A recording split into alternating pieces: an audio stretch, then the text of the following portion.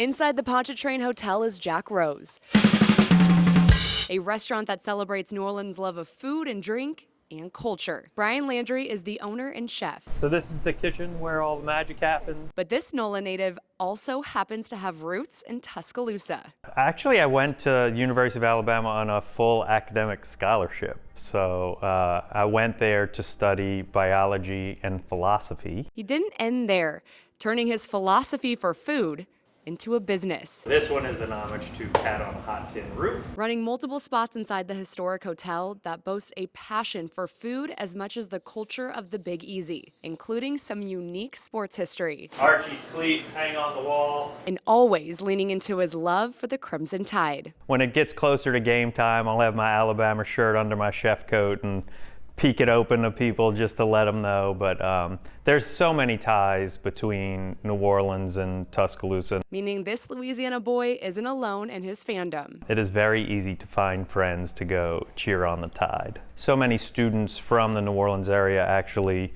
go to the University of Alabama every year that there's always like an incoming crop of new fans, so that's always exciting. And it's easy to connect both cities. We sneak it in the most in our restaurant that we opened on the Jim Beam Distillery campus. So little Alabama white barbecue, lots of like smoked meats and things like that. They love to eat, they love to have a good time, and so I think it kind of lends itself to people celebrating in our restaurants, especially this time of year. Especially when the Tide is playing in one of its most notable bowl games, the Sugar Bowl.